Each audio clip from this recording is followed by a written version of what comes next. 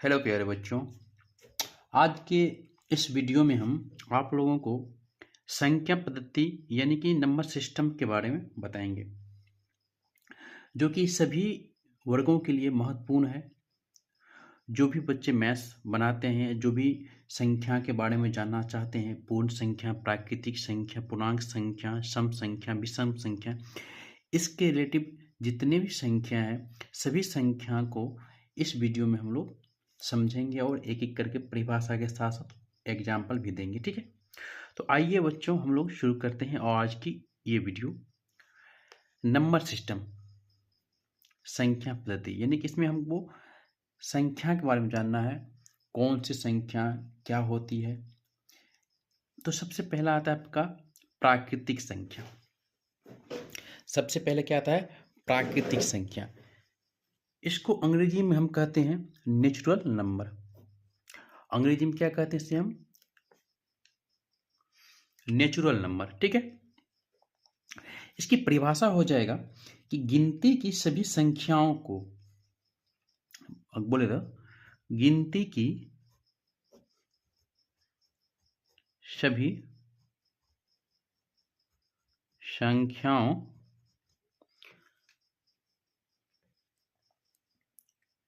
गिनती की सभी संख्याओं को प्राकृतिक संख्या कहते हैं। गिनती की सभी संख्याओं को प्राकृतिक संख्या कहते हैं, यानी कि नेचुरल नंबर कहते हैं। अब गिनती की जितने भी संख्या है, जैसे हम लोग एग्जाम्पल समझते हैं, 1 हो गया, 2 हो गया, 3 हो गया, 4 हो गया, 5 हो गया, ये इन्फिनिटी अनंत तक। कहाँ तक? अनंत तक जितने भी संख्या है, ये सारी की सारी संख्या क्या है?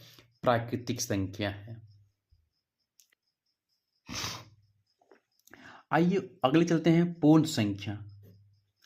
अंग्रेजी में कहते हैं होल नंबर। ठीक है, पूर्ण संख्या को अंग्रेजी में कहते हैं होल नंबर। होल नंबर शून्य से लेकर अनंत तक की सभी संख्याओं को पूर्ण संख्या कहते हैं।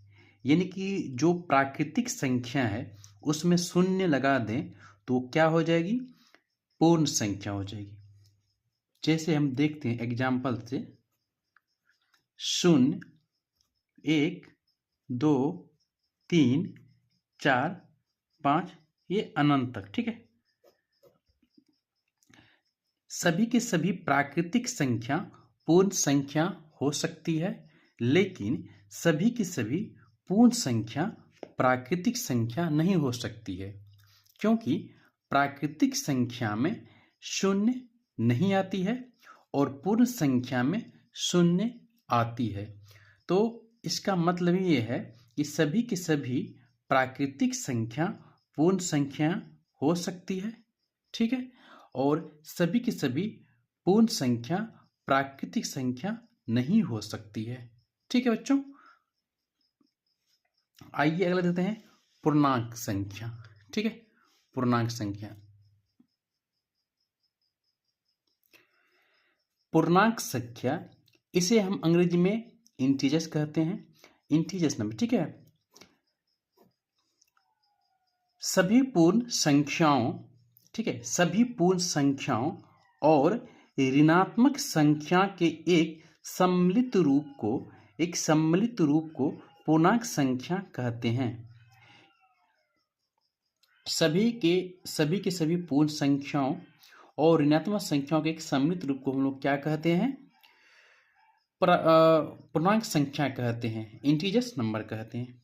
ठीक है, जैसे एग्जाम्पल समझते हैं। देखो बच्चों, यहां पे अगर 0, 1, 2, 3, 4, 5, 0 से क्या हो जाएगा आपका? -1, -2, -3, -4, ये बढ़ते चलेगा। ठीक है, अनंत को। ठीक है, ये भी क्या हो जाएगा? बढ़ते चलेगा। इन्फिनिटी यानी अनंत संख्या जो भी होगा, ये सारे के सारे क्या हो जाएगा? पूर्णांक संख्या होगा। और यहाँ पे माइनस जितने भी इधर बढ़ेगा सारे की सारी क्या हो जाएगा, पूर्णांक संख्या। प्लस में जो भी बढ़ेगा वो सारी की सारी क्या हो जाएगा, पूर्णांक संख्या। एक और बात ये कि पूर्णांक संख्या में धनात्मक भी होगा, यानी पूर्णांक संख्या में क्या होगा बच्चा, धनात्मक भी होगा, धनात्मक भी होगा। पूर्णांक संख्या में क्या होगा, ऋणात्मक भी होगा। पूर्णांक संख्या में धनात्मक भी होगा, ऋणात्मक भी होगा, और पूर्णांक संख्या जो हो शून्य भी होगा, शून्य भी होगा। यानी कि पूर्णांक संख्या तीनों रूप में होगा, ऋणात्मक होगा, धनात्मक होगा और शून्य होगा। जैसे आप देख सकते हैं एग्जाम्पल में -4 3 2 1, और यहाँ पे शून्य भी। शून्य क्या है, वो पूर्णांक संख्या है। 1 2 3 4 प्लस में ये सारी की सारी क्या है, पूर्णांक संख्या है। एक और कंडीशन है बच्चा कि शून्य क्या है, शून्य शून्य भी क्या है, एक पूर्णांक संख्या है, लेकिन यह उदासीन है। लेकिन यह क्या है, शून्य क्या है, यह उदासीन है, उदासीन है। इसका मतलब यह होता है बच्चा, उदासीन होता है क्योंकि हम लिख सकते हैं क्योंकि यह ना तो ऋणात्मक हो सकता है, क्योंकि ये ना तो ऋणात्मक हो सकता है, ना ही धनात्मक हो सकता है। ठीक है, यही रीजन है कि शून्य एक उदासीन है, और ना तो ऋणात्मक हो सकता है, ना ये धनात्मक हो सकता है। लेकिन शून्य एक पूर्ण संख्या है, इंटीजर्स नंबर है। ठीक है, आइए चलते हैं अगला पॉइंट, सम संख्या। बहुत इजी है। सम संख्या क्या होता है, ऐसी संख्या जो 2 से पूरा पूरा कट जाता हो। हम लिखते हैं ऐसी संख्या जो 2 से पूरा पूरा कट जाता है, उसे सम संख्या कहते हैं। सम संख्या को हम लोग अंग्रेजी में इवन नंबर कहते हैं। ठीक है, सम संख्या को हम लोग क्या कहते हैं, इवन नंबर। जैसे कि बच्चा देखिए 2 हो, 4 हो, 6 है, 8 है, 10 है, etc, यानी इत्यादि। यानी कि 2 भी हो सकता है, 4 भी हो सकता है, 6 भी हो सकता है, 8 भी हो सकता है, और 10 भी हो सकता है। ये सारी की सारी क्या है, ये सारी की सारी आपका सम संख्या है। आइए विषम संख्या।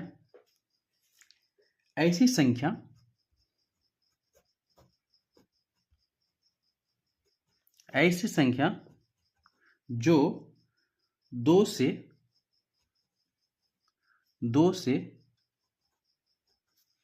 पूरा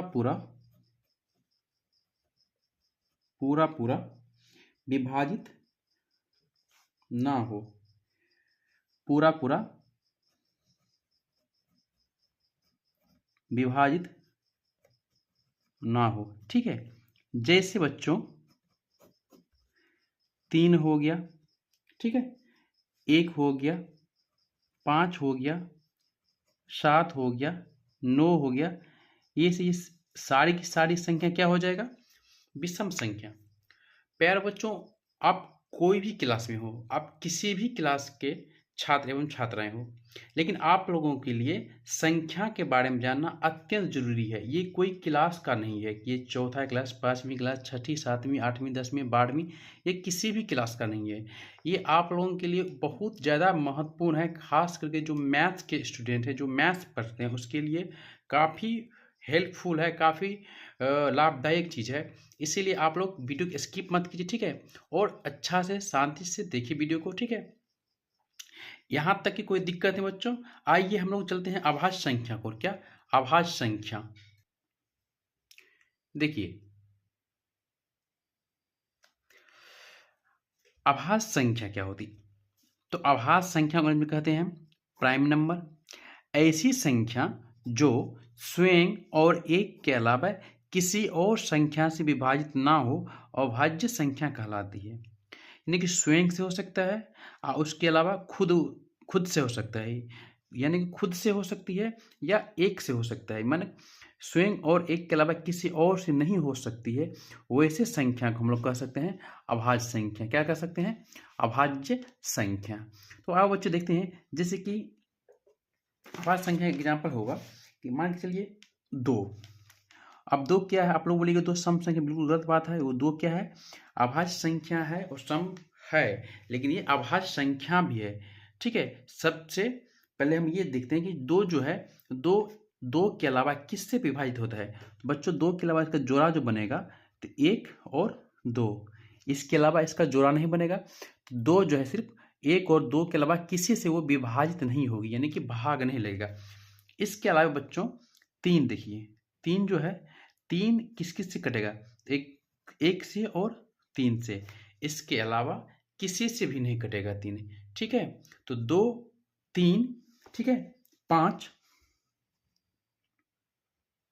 ठीक है, 5 भी 1 और 5 के अलावा किसी से नहीं, 7, यानी कि 1 और 7 के अलावा किसी से नहीं। इस तरह की जितनी भी संख्याएं होंगे जिसका जोड़ा मात्र 2 बनता हो, वह संख्या क्या कहलाएगा? वो संख्या अभाज्य संख्या कहलाएगा। ठीक है, आइए चलते हैं भाज्य संख्या। हम लोग भाज्य संख्या अंग्रेजी में कहते हैं कंपोजिट नंबर। ठीक है, ये संख्या होता है ऐसी संख्या जो स्वयं और के अलावा किसी और भी संख्या से विभाजित हो, यानी खुद से तो होगा ही होगा, इसके अलावा कई और संख्या से विभाजित होता हो, वैसे संख्या को हम लोग भाज्य संख्या कहते हैं। वही संख्या हम लोग क्या कहते हैं?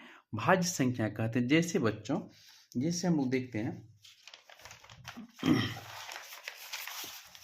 जैसे देखते हैं 4, ठीक है, क्या है? 4 देखो 1 से विभाजित हो रहा है, 2 से हो रही है, और ये खुद 4 से भी हो रहा है। ठीक है, इसके बाद देखिए बच्चों 6, देखिए 1 से, 2 से, 3 से और खुद 6 से। इसके अलावा 8 देखो बच्चों, 1 से, 2 से, 4 से और 8 से। इस तरह की जितनी भी संख्या होंगी वो सारी सारी भाज्य संख्या होंगी। ठीक है, आओ बच्चे देखते हैं अगला संख्या क्या है। तो अगला हमारे परिमेय संख्या। देखो परिमेय संख्या जो कहते हैं रेशनल नंबर। ठीक है, तो परिमेय संख्या किसे कहते हैं ये देखते हैं। वह संख्या जिसे हम p/q के रूप में, के रूप में लिख सकते हैं, वह परिमेय संख्या कहलाता है। ठीक है बच्चों, जहां p और q एक पूर्णांक हो, तथा q बराबर 0 नहीं होना चाहिए, यानी कि q बराबर क्या होना चाहिए? 0 नहीं होना चाहिए। आप q बराबर 0 नहीं, उसका मतलब है p/q होता है। ठीक है, तो q जो है क्या है? हर है। हर जो है 0 नहीं होना चाहिए। 0 क्या होना चाहिए? नहीं होना चाहिए। हर 0 नहीं होना चाहिए, तभी वो परिमेय संख्या कहलाएगा। एक नीचे में कुछ भी हो सकता है, लेकिन 0 नहीं होना चाहिए। ठीक है, तभी वो परिमेय संख्या कहलाएगा। जैसे 2/4, ठीक है, 5/7, 9/10, यानी कि जो q जो है 0 भी नहीं है और p/q कुछ भी चल सकता है। ठीक है, जैसे 2√3/√3। ठीक है, यहाँ से भी देख सकते हैं, तो यहाँ भी क्या हो जाएगा? यहाँ रूट कट जाएगा, क्या बचेगा? 2 यहाँ पे है। अगर कुछ नहीं है, नीचे हम लोग क्या मानते हैं? 1 मानते हैं। 1 मान लिए तो q बराबर क्या होगी आपका? 1। तो ये क्या? ये भी परिमेय संख्या होता है। ठीक है, हम लोग परिमेय संख्या देख लिए, रेशनल नंबर। ठीक है, आइए देखते हैं अपरिमेय संख्या। अपरिमेय संख्या इरेशनल नंबर। ठीक है, वैसा संख्या जिसे हम p/q के रूप में नहीं लिख सकते हैं, अपरिमेय संख्या कहलाते हैं। जैसे √3, √2, √7 इत्यादि, ये सारी की सारी संख्या क्या है? अपरिमेय संख्या, इसे हम p/q के रूप में नहीं लिख सकते हैं। आइए अगला देखते हैं हम सह अभाज्य संख्या। सहआभाज्य संख्या, ठीक है।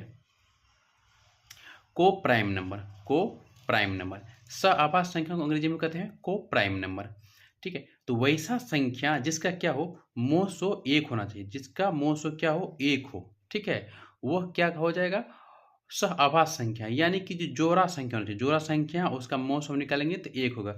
जैसे एक एग्जाम्पल देख लेते हैं। जैसे देखो बच्चों 3 और 5, ठीक है, 4 और 5, ये दोनों को हम निकालते हैं मोसो। जैसे हम लोग निकालते आए हैं HCF, ठीक है। तो यहाँ पे है 5, 5 में हम क्या करेंगे 3 से हम भाग देंगे, ठीक है। तो देखो कितना लग रहा है बच्चा, तो 3 का 3, क्या बच गया यहाँ पे, तो 2 बच रहा है। अब ये 2 में हम इस 3 में भाग देंगे, ठीक है। अब 2 से देंगे तो 2 का 2, एक लगेगा, यहाँ 2 आएगा, ठीक है। फिर क्या आएगा यहाँ पे 1। अब 1 से इस 2 में हम पहले इसमें इससे दिए, फिर इसमें इससे दिए, अब इसमें देंगे, यहाँ पे क्या हो जाएगा आपका 2। और 2 में जो हम 1 से भाग देंगे बच्चा, तो क्या हो जाएगा बाबू 1 भाग देंगे तो 2 का 2, ठीक है। तो अब क्या हो जाएगा यहाँ पे 2 का 2 यानी कि 1 2 मर लग जाएगा, ठीक है। तो किससे कट रहा है, तो 1 से। तो ये हमारा क्या हो जाएगा, यही हमारा क्या हो जाएगा CM। तो मोसो क्या हो जाएगा आपका 1। तो इसी टाइप का जो भी होगा वो क्या हो जाएगा, सारी की सारी सहभाज्य संख्या हो जाएगी। आई होप आप लोगों को वीडियो अच्छा लगा होगा, ठीक है। प्यारे बच्चों, अगर आप लोगों को वीडियो अच्छा लगता है तो प्लीज़ आप लोग शेयर कीजिए, सब्सक्राइब कीजिए और ज़्यादा से ज़्यादा अपने दोस्तों में, अपने भाइयों में भेजिए, ताकि उन लोगों को भी ये मालूम हो, ठीक है। तो बच्चों आप लोग इस वीडियो को ज़्यादा से ज़्यादा शेयर कीजिएगा। थैंक यू, धन्यवाद।